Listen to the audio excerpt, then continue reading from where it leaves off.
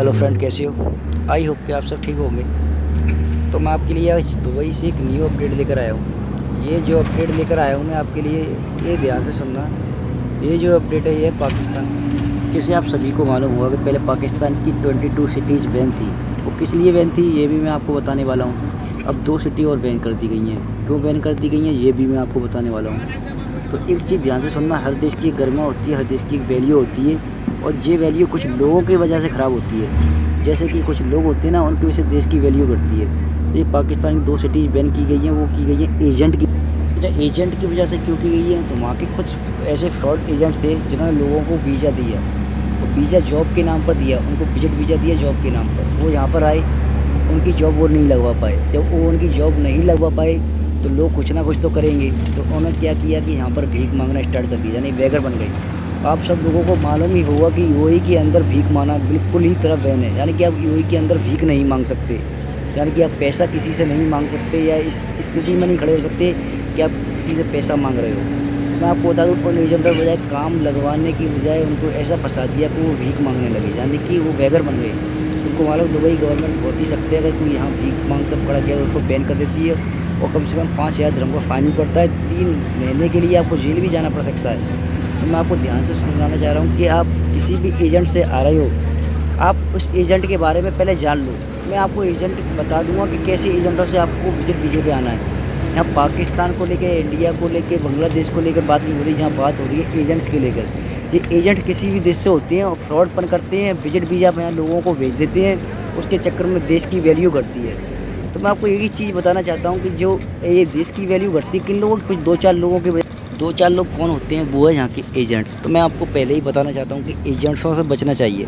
अब पाकिस्तान की कुछ 2-4 10-20 एजेंट ऐसे हैं जो लोगों को जॉब के नाम पर फंसा देते हैं, यानी कि उनको विजिट वीज़ा पर यहाँ भेज देते हैं और बोलते हैं आपको यहाँ पर बढ़िया जॉब मिल जाएगी। जब उनकी जॉब वो नहीं लगवा पाते तो होता क्या है कि लोगों के जब खाने के लाले पड़ते हैं तो क्या होता है आप सभी को मालूम है। जब आपके पास काम नहीं होगा, पैसा ख़त्म हो जाएगा, तो आप कुछ ना कुछ करोगे ना। और तुमको मालूम है, जब तक आपके पास एम्प्लॉयमेंट वीज़ा नहीं होगा तो जहाँ आप काम भी नहीं कर सकते। जब उनका वीज़ा ख़त्म हो जाता है, विजिट वीज़ा जहाँ ख़त्म हो जाता है, एजेंट उनकी जॉब नहीं लगवा पाते हैं, तो लोग क्या करते हैं, यहाँ कुछ 2-4 लोग भीख मांगने लगते हैं। और तुमको मालूम है यहाँ भीख मांगना पूरी तरह बैन है। मैं आपको फिर से बोल रहा हूँ, यहाँ यूएई के अंदर आप भीख नहीं मांग सकते। तो ये वैल्यू किस लोगों की वजह से? एजेंट्स के लोगों की वजह से। तो मैं आपको बता रहा हूँ, ये बात पाकिस्तान को लेकर नहीं है, एजेंट्स के लेकर है कि आप ऐसे एजेंटों से बचें जो आपको जॉब के नाम पर यहाँ विजिट वीज़ा देकर फंसा देते हैं। तो ऐसे ही 2-4 10-20 पाकिस्तान के एजेंट थे जिन्होंने लोगों को विजिट वीज़ा दिया, उनको ऑफ़र दिया कि आपको एम्प्लॉयमेंट वीज़ा वहाँ करवा देंगे। जब वो आपका वहाँ एम्प्लॉयमेंट वीज़ा उनका नहीं करवा पाए तो लोग इस स्थिति में आ गए कि वो भीख मांगने लगे। यानी ऐसी सिचुएशन उनके सामने आ गई तो लोग भीख मांगने लगे। तो मैं इस चीज़ को आपको बता रहा हूँ कि जब 22 कंट्री बैन थी तो वो भी इसी वजह से बैन की गई हैं। अब ये 2 स्टेट पाकिस्तान की, यानी 2 सिटी और बैन कर दी गई हैं। किस वजह से? एजेंट्स की वजह से।